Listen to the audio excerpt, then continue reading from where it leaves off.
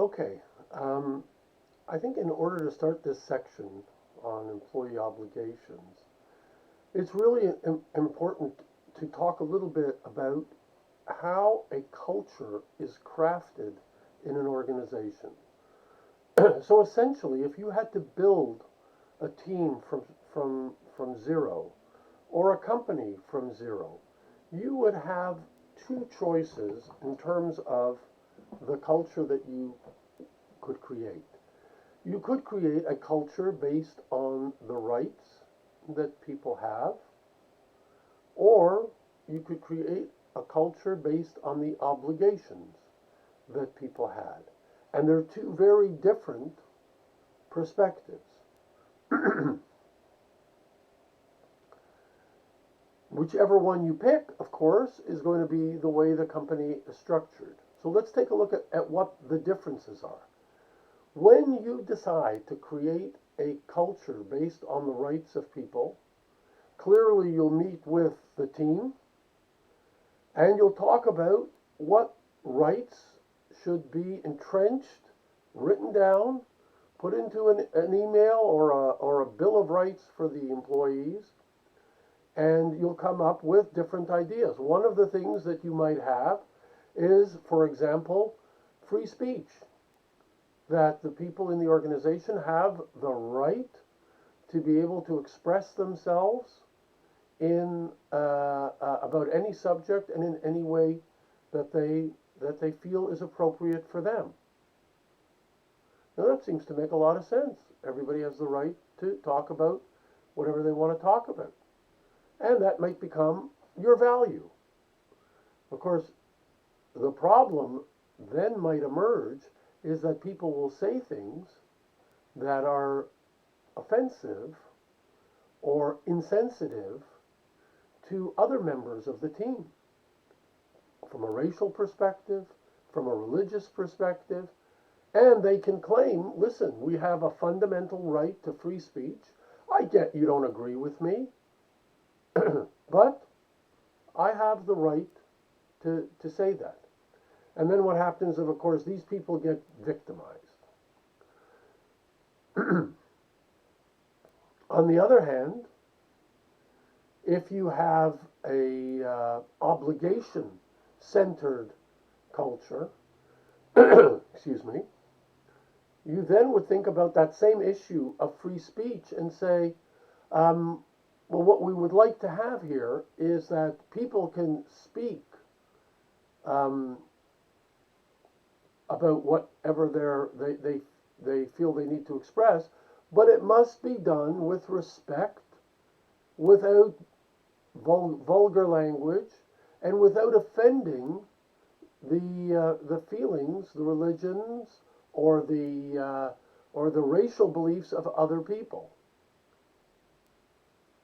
So that's a totally different perspective, because right now, or at that point, you have a boundary that's been created around your ability to express yourself.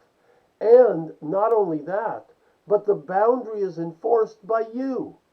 You understand what it is, but the responsibility falls on you to enforce the boundary. Whereas when you say you have free speech, the individual person has no boundary that binds them, because they have the ability to say whatever they want. That's what free speech means. So they are entirely dependent, essentially, on what the other people are going to feel about whatever it is they say. So what you observe when you take a look at the contrast between a rights-based and an obligation-based culture is that in rights, the employees are dependent on other people for delivering those rights to them. And if people choose not to deliver them, then they don't have that right effectively. Whereas in an obligation-based culture, you, as the individual, have the obligation to conduct yourself in a certain way. And that leaves all the power with you.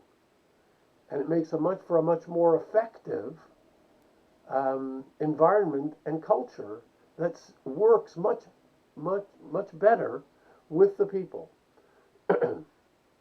It's the same thing is true in life as in business. We have two kinds of ways of engaging life, just like business. First of all, we can be reactive. We respond to whatever is going on. So if we have our quote unquote rights violated, we respond to that violation with a complaint. And we have the ability to say that. The same thing if we want to express ourselves, we respond to that. So that's one methodology. It's called being reactive. And 98% of business is essentially reactive. 2% of people in life and in business are proactive, not reactive.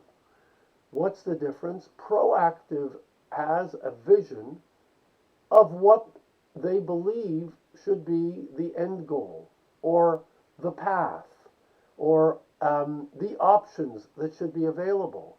And they strategically say, that's what we're going to do.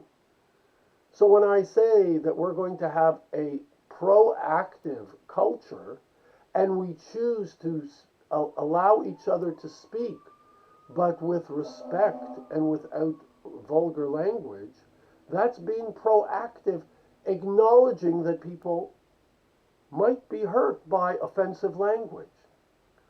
So that's a proactive approach. And in business, it's the same thing. We make our strategic plans. We look at growth in the company, hopefully from a proactive perspective, so that we have a target that we're looking for. We'd like 10% growth. We'd like 20 new customers.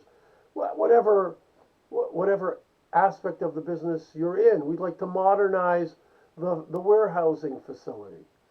So you can see that proactive planning that achieves goals and specific strategies is much more effective than coming to work every day and being reactive. Now, that doesn't mean that you don't get surprises. You definitely get surprises when you come to work as a proactive manager, and you do have to react to those surprises. But overall, strategically, you're working towards a goal. And that's very important. And here again, when you're dealing with your employees, if everybody knows where you're going, how we are responsible for ourselves, clearly you have an environment that nurtures people and tries to bring out the best that's in them. You know, there's a company called Zappos. They're a shoe company. They're online. And Amazon bought them probably about 8 years ago for approximately $1 billion. Now, that's a lot of money to pay for a shoe company. And they didn't pay the billion because of the inventory. They paid the billion because there was something unique about Zappos that was essentially not available anywhere else. The Zappos business model, like so much stuff that's online, was a call center. Call centers are notorious for high staff turnover and low customer service, because the people that are working in call centers are constantly getting a lot of negative reinforcement from customers that maybe are not too happy, and it takes an emotional and psychological toll on people. And so they do the job for a certain amount of time, and then they just can't do it anymore.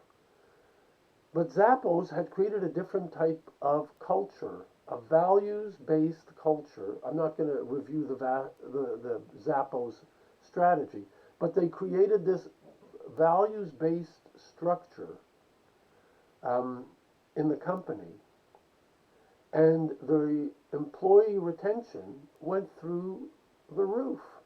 People didn't quit. People enjoyed the work. They enjoyed coming to work.